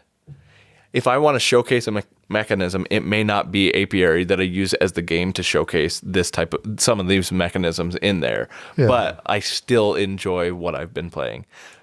I like that you get a lot of variety of different mechanisms, though. So sure. Yeah. One other thing that kind of rubs me the wrong way a little bit is the seed cards and how swingy those seed cards can be. There's some that are super powerful. There's some that are not very powerful, and it's very reminiscent of something. Very reminiscent of a game called Tapestry by the same company. Obviously, Stonemaier published that one as well. The more I play Tapestry, the more I do not enjoy it. And I think I'm in the minority here among you guys. You guys still really enjoy Tapestry. But those Tapestry cards are so swingy, and they can be really good or not good at all, right? You can get like 5 trap cards, and geez, I have 5 trap cards, and then somebody else can have these cards to get them a ton of victory points. So I get that same vibe with these cards in Apiary, right? And they can be fun to play, but they also can be a little bit frustrating if they don't work in your favor, you know. Especially if you're only getting a few during the course of the game. And I think that's definitely a strong strategy, is to go after a lot of seed cards to the point that they've already released like a variation modifier rule or whatever. You can only play up to 2 seed cards on a turn, which the fact has to be in the game. Otherwise, someone can run away with game very easily. Yeah, and you did that in the second game we played, is you had a ton of seed cards and you were playing a ton of seed cards every turn. And the fact that didn't make it as an official rule that you can only play 2 seed cards in the game, that blows per turn. That blows my mind that wasn't an official rule in the rule book to start. You know? Yeah, it's like, how did that get past play testing? I agree. Like, wow. Well, and I think there's a couple things there. If you like Tapestry and the variety and how powerful and the Tapestry cards are, that doesn't bother you, then it's not going to bother you in Apiary. Nope, not at all. And you may just love that part of the game. And right? you may just love that. Yeah, you might. Some people like randomness more than others. you can always go like crazy for seed cards as an option. And if you're collecting tons of cards during the course of the game, you're going to get some powerful ones. So, well, and that's what I was going to say, because for me, the swinginess of the cards themselves don't necessarily bother me. And the fact that I can cycle through them to either plant them or use them for their abilities, I'm going to look for the ones that are going to be most beneficial for me if I'm going through the cards to do that. So I can have ways to kind of mitigate that to some extent, even though it absolutely is random. And I think that's one point that makes them better than the tapestry cards is you have the option of doing the action or getting the end game points, and one or both of those might be very applicable to the game that you're playing at that time, and so it's nice to have that choice. And that's how I feel. But to finish my thought, the thing that I totally agree on is I don't like that somehow it was missed during playtesting that you have that you can play 80 of them. If you had 80, like there was no restriction to it. You could play all of them. It slows down the game so it does. much. And the turns are normally so fast. I had one turn specifically where I just kept regenerating new things that I could do on that turn. And it was a 7 or 8 minute turn where normally the turns are 30 seconds to a minute. Yeah. Yeah. Which is an astronomical difference, and it makes it feel like it completely comes to a grinding halt for everybody else. And everybody's just kind of waiting, watching you play this turn. So I would never play without the modifying rule, whatever, the updated rule, because I think that's essential. Yeah, I agree. One thing about the seed cards that, if you play a more powerful bee on that action, then you have more choice of the seed cards you get. So that is something that can mitigate the variability, right? So if that is your strategy, then you can, you can get better cards that meet your strategy if you put higher level Bs there. And you still only get to keep one. You only get to keep one. But there are a lot of development cards that when you play some that you we had a dance that gave us 2 cards. You got like 8 cards in one turn from in the second game we played. Yeah. I had a faction ability that doubled any development cards reward that I played next to my faction tile. And I raked in amazing rewards from that. Which is another... It gets into the same thing with Tapestry. When is the rebalancing coming for this one? When are they going to do like updated faction mats? Because this one's too powerful. When do they have enough data? Because that's what Stonemaier does, right? They collect data and then they say, okay, this one is overpowered, and then we're going to do an update pack. Right. Like Tapestry's on its 15th update pack, which is interesting because in like the software world, that's not at all like an irregular practice. Video games, whatever, right? Iterative design is not at all like a uncommon practice. It's I'm patching this one. I'm going to update this design, whatever. But that's kind of the treating how it happens with at least Tapestry, especially when you have to pay for the updates. Right. Well, I mean, you do that in software to a certain extent. To some extent, yeah. Downloadable content and stuff. Sure. And I think it goes back to if it doesn't bother you in Tapestry, it's not going to bother you in Apiary. I would agree with that. Yes, right? I agree with that. If it does bother you in Tapestry, maybe this isn't the game for you. Yeah. But I do think that this one is, at least from what I've seen so far, I've played substantially more Tapestry. But from the comparing the two, I think from my relatively small experience with this Apiary comparatively, I think that there's less of that potential in Apiary than it is in Tapestry. There's no futurist in in Apiary. Right. Yeah. That we know of. Yeah, because we haven't played with all the factions. How many different factions are there? I do like that variability. I don't know. There's a big stack of them, right? Yeah. I mean, there's probably like 20 maybe. Yeah.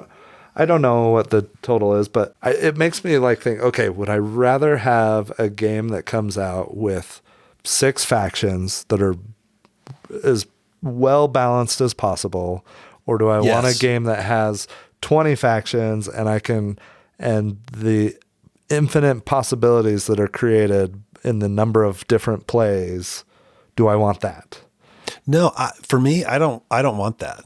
You want the I want the play tested and the balance so that you're getting a consistent game every time. Because my problem with Tapestry is we're comparing these two a lot, right? But I think there's a lot of comparison there. I've played that one a lot more, just like Tyson has. I can have fun playing that game, and then I get to the end, and I'm like, what just happened? I got beat by 100, or I beat everybody else by 100 points.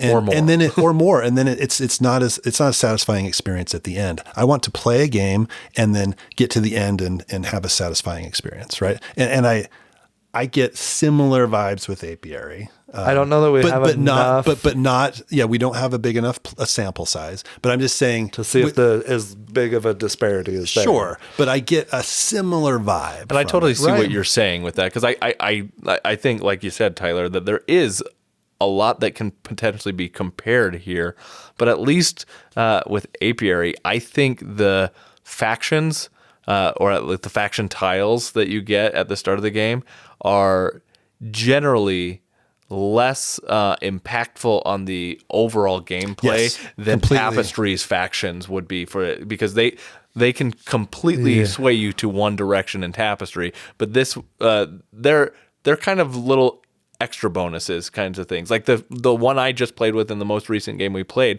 allowed me to move up on the queen track every time somebody bumped my worker, but it also moved whoever bumped off my worker up on the queen track. So it was this kind of give and take thing, and it was a minor thing that ultimately didn't, I think, contribute to anybody's winning or losing the game. But then how do you compare it to Tyler's that he got in the second game, which you didn't play in, where he got to double the reward of tiles that got placed next to his development tiles? That is a huge difference. Yeah, in the power of that ability compared to going up one or two spaces on the queen's. There was favorite one track. of the tiles, and I didn't actually get to play this one. But one of the development tiles was draw 2 seed cards and plant 2 seeds. And if I could have doubled that is a ton of end game points. I had the comb tiles or whatever out, so I could have planted up to 4. Being able to do that in one action when that normally would take you 4 actions with 4 workers that are all 4s to plant the seeds. Like that's a huge, which is awesome for the person doing it, but for everybody else around the table, they're like, game over. Can we just call it now? I also think it's harder to balance when you can flip the tile and you have an upgraded ability, right? And so that adds an extra level of complexity of actually balancing these out. So we've talked about things too, where I don't mind game breaking abilities in games. I think those are fun, but as long as everybody has access to equal game breaking abilities, right? Like you guys mentioned, is it Marco Polo? You guys, I haven't played that yet, but you guys talk all the time about, man, I can do things in that game that are awesome. They just feel really cool. Really amazing and powerful. And then you look at the next person, it's like, oh, you're doing equally like super powerful, amazing things, but it seems to balance out because everybody's doing those things, right? Yeah. When there's somebody in a game they're the only one that's doing those things, then it's deflating for everybody else. This game kind of, I think that goes back to happen, right? if there's fewer factions, they're going to be easier to balance. Well, I also think part of the problem with that could potentially be that in Apiary, some of those game-breaking ability powers come as a result of drawing a random card from seeds, or you timed it just right that somebody just put a new farm or whatever the other tiles are called that I can't remember right now. Development and recruit. The development and recruit tiles out there. They're putting out there that just so happens that works super well with what engine you have right now, and it was just the timing of it.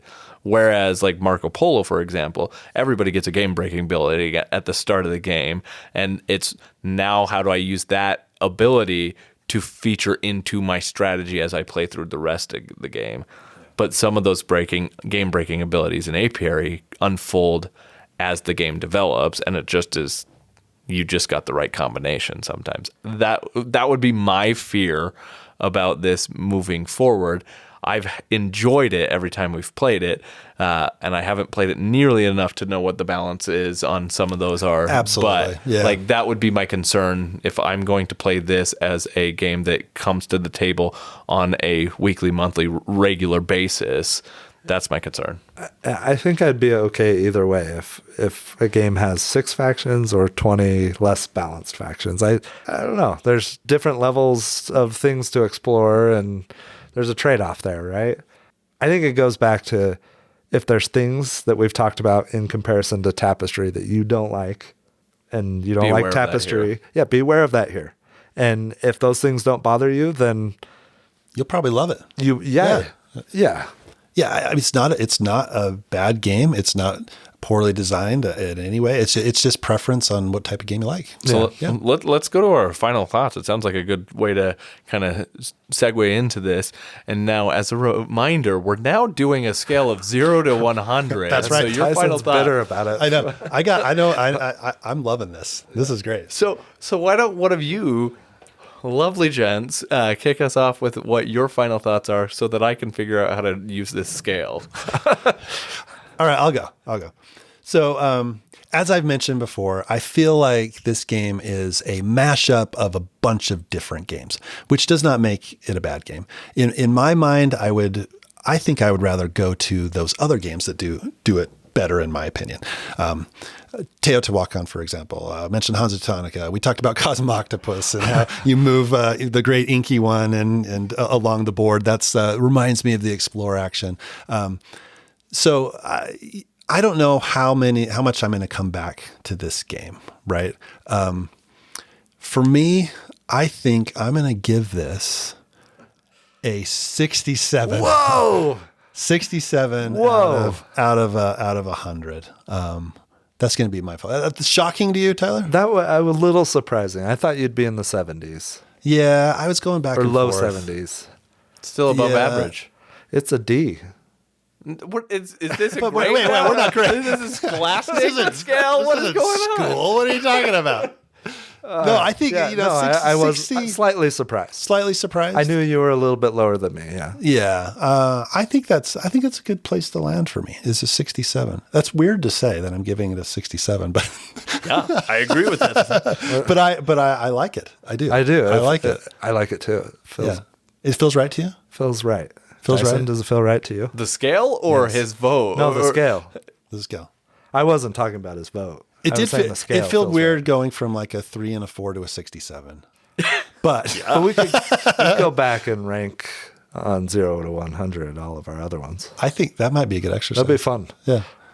A blog post? That'd maybe? be an easy episode. Oh, we can record that. Yeah. Okay. See you later. Do you want to go or do you want me to go? I don't care either way. Okay, I'll go. So I like what this game is doing. I've had fun every time I've played it. I love the timing of the decisions, and it gives me one of the reasons I love the game Toletum by Board and Dice, another T game, right? We've talked about Teo, but one of the things I love about that game is it always feels like there are at least 2, if not 3, good options for me to do on my turn.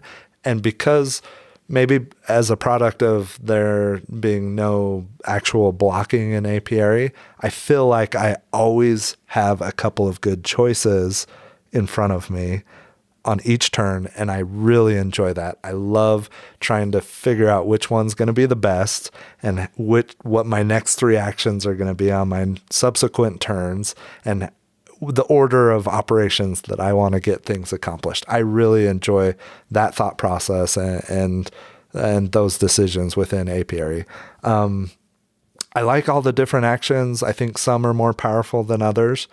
I love, and this happens in a lot of games that we play, there's some end game scoring goals with the carved tiles that you can get. And when those line up, when you find one that lines up with your faction ability and then the other tiles that you're acquiring from the advance action, whether it's the recruits or the farms or the development tiles, whatever, finding that synergy between your faction ability, end game scoring, and the tiles that you acquire during the game, it just feels good, and I really enjoy that. The Tapestry comparisons doesn't bother me. I still really enjoy Tapestry. I'm going to go with an 81 in this game. Wow. I like that it is a shorter playtime and a little bit lighter. This is super easy to teach to someone, I think. Yeah. It's on a lighter scale. It's much more accessible. I could get this played with my family. I think it's a little bit lighter and more accessible, and I'm going to go 81 out of 100. Can I ask what the difference between an 80 and an 81 is? It's one number. Yeah. I mean, quantify it. Like, Yeah. You want to play it slightly more than an 80. It's make such a it. big difference from 81 out of 100 to 4 out of 5. okay, whatever you say. Again, I like this scale. I think it's fantastic. He's and now negative on it. I am like, your brain may explode trying to come up with a number. No, here, I got a and number. I am all for it. Let's see what happens. I got a Go. number. This is a 70 out of 100 for me. Okay. 70. Okay. Yeah. I thought you'd be a little bit higher, but please. Oh, okay. We're pretty close, me. We are. Yeah. In fact, in my head, we're the exact same. But whatever. No, I'm a 67. You're You're a of the 70. same hive mind. Yeah. I like it slightly less than you do. I don't. I mean, how in is my head, that hard for doesn't you to make sense. understand? That doesn't make any sense to me, but okay. Yeah. I'm a rounder, so 6.7 is 7 to me. Anyway, It's 67. no, that's not what's happening here. I refuse.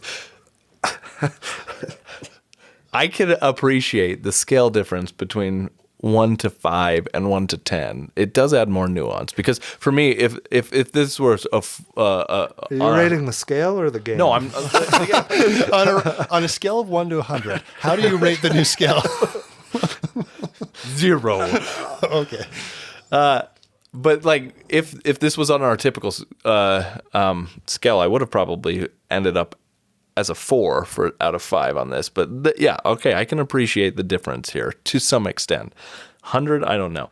So for me, the reason why this is a 70 out of 100 is a lot of what Kevin said. I totally am in agreement with, in that if I want a lot of what's going on in this game, there are a lot of games out there that I can go to that do a lot of these things and in some ways do it better, or at least parts of it are done better. I do think Apiary does a really good job at mashing all of these different mechanisms together in a cohesive way that makes it fun and entertaining to play. And there are some things that you're not going to see, like Teo's not going to have all of the experiences in here. You're not going to get the explore side of this. So if you're looking for that kind of discovery element of it in that regard, you're not going to get that out of Teo, and maybe this is the better game for you. But for me, like, if I want that dice worker placement vibe, I think there are better places for me to get that to some extent. That doesn't mean that I don't like what's going on here. I really do think that this is a really well executed design, and I'm super impressed that as a first time publication of Connie Vogelmann's done such a good, clean design here. And I like what it's doing. I like the unique theme.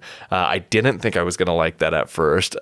It was just weird to me to see space bees, but I did like how it executed it, gave it its own unique original stamp, and I like that.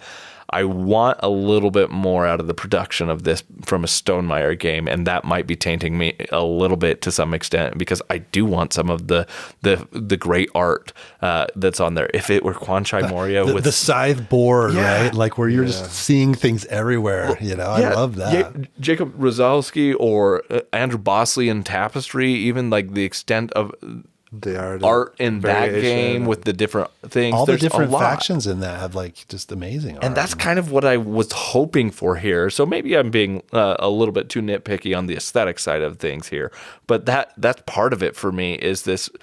I probably would come back to this game more if it had kind of some of those vibes from Tapestry and Scythe and things like that to some extent.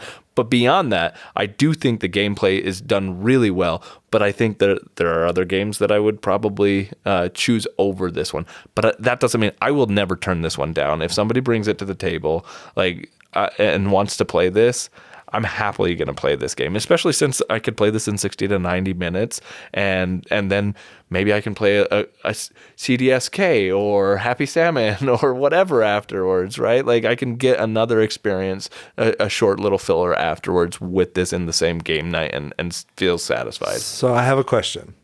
If you felt like this was a 75, would you give it a 75 or would you still choose between 70 and 80 as I don't your know options? what that means for me, like Well, personally. Like, no, if it was a different game and you felt like I see what you're saying, but what I'm saying is I don't know that there's a substantive enough difference between a 70 and a 75 to me to do that.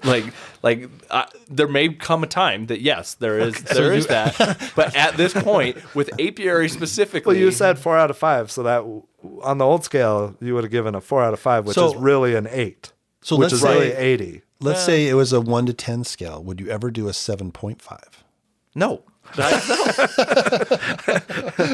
Which essentially is the same question Tyler asked. It's manipulating the integrity of the Well, that's scale. what I wondered. If you dropped down to a 70 when you felt like it was more towards an 80, but not quite an 80, or not quite an 8 out of 10. I don't think it's an 8 out of 10. Like, I wouldn't put it as an 8 out of 10. So and I what don't we're think- saying essentially is our old scale of 0 to 5 was flawed because giving a game 4 out of 5 when it's really a 75 or a 70, it's better now. We have more options. I agree with that. I- Debate settled. I'm happy to play in your guys' arena. I've had fun every time I've played this game. And Yeah, agreed. And Yeah, it's been fun. So that's Apiary. We had a lot to say about this one. we did. 81 for Tyler. I did 70, Tyson. 67. Tyson would have given a 75 if he believed in halvesies. That's probably not even true. I feel there's going to be more scale debate in our future. Which, yeah. That's fine. I mean, we already kind of proved that we need the new scale. Yeah. Because otherwise you would have given it a 4 out of 5 or No, 8 I out of probably 10. would have given it a 3 out of 5. Oh, you said 4. I did, but I mean, I a probably 3 out of 5. Yeah. See, and that feels would've wrong. I agree with that. Right. And so I agree with So that. I like that we're going to this 100-point scale. Now, I think a 10-point scale would have done the same thing for me, is what I'm saying. With, Yeah. floats and decimals, yes. That it's the same thing. I know, it's awesome. Cool. We excited about anything? Any Kickstarters for Phil? Anything? I mean, I'm always going to be excited about Cthulhu Death May Die, but who knows when that's coming? Yeah. Mindbug is coming soon, I think. I don't think it's shipped yet, but that's Nice. coming soon. And I know that is a popular game. So Awesome. excited to get that one. That's good. Very nice. There's this game Lorcana I've been playing. I'm really excited about that one. You know what? Was it Saturday? Saturday was awesome. Last Saturday, we played Apiary at 5 o'clock. Oh, yeah. And then at 7 o'clock, Oh, I love a couple more people came over. I got to play Revive. You played 51st. I got to play 51st State, which every time I play that game, it's awesome. We played the Moloch expansion, which is the only one I hadn't played before. Awesome. So good. I'm excited for you to play that one. Listen, I was I would sad love to see play that 51st State again. I always somehow am on the other table when you guys play 51st State. Logan loved it. He Yeah. thought it was fantastic. So. I got to play CDSK that night as well. It was a good game night. Yeah. I was sad that I missed it because there was a number of games that I was like, those are games that 51st Date love. Would have been happy to play Apiary again. Would have been happy to try some of the CDSK, etc. So, I do want to play more 51st State for sure. There's just not. I'm not getting tired of that No. one. I mean, I will play that at any time, and Yeah, I'd love to get my second play. yeah. It's You one of guys the most are like- played games in the past year. I played it a ton, but yeah, you're always at another table. This is for whatever reason. Almost the equivalent. It's almost by for you. design. It is not because It's almost the equivalent for you of what any of the Undaunted is for me. Yeah. But not quite because you still Except have for played you've it. had you- open invites to play. Hey, Tyson, will you play Undaunted with me? And then you refuse. Yeah, you could have That's- absolutely that's played definitely not what 51st State happened. on Saturday, but you really wanted to play Revive. So there's always another game that you're super jazzed up about. Yeah, That you and want a to couple play. times it's been Revive. Yeah, twice. it's been- Twice, yeah. But a lot I of times, missed at least 3 games of 51st State because I was playing Revive. yeah, because we got 2 games played at Cabin Con. Yeah. with the Scavengers expansion. So yeah, I don't know. Yeah, I'm excited to cull my collection and to play my Shelf of Shame. I'm gonna get it down.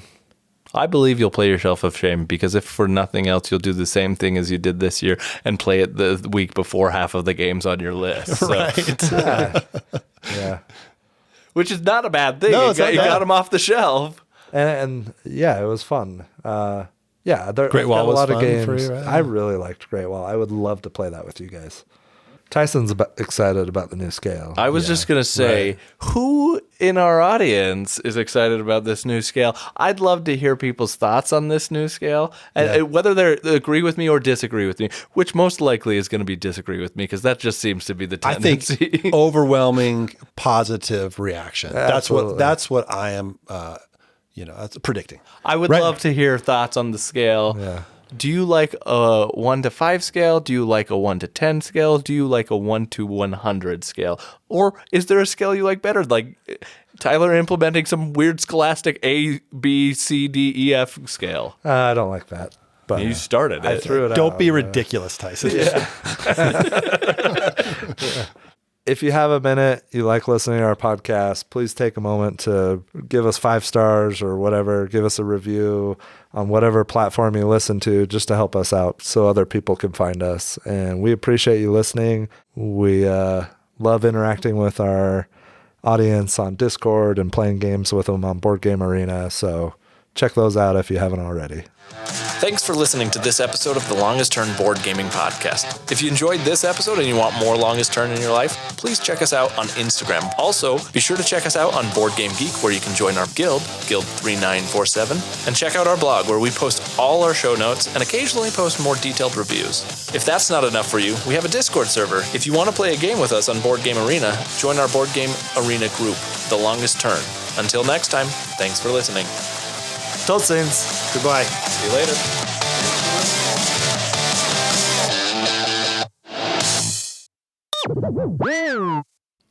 Welcome. That's the start of it. Well, nope.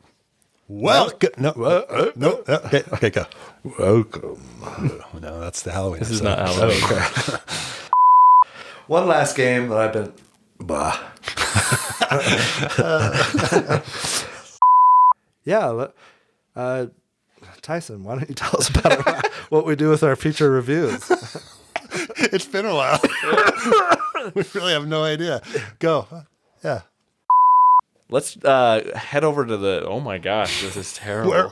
Where are we going? We're going to head over to the review corner. That's the review quarter for you. Okay. Let's do it. Tyler, why don't you kick us off with some of the things that you like about Apiary? Actually, before we do that, let's sketch back, because we have to talk about the production of this game.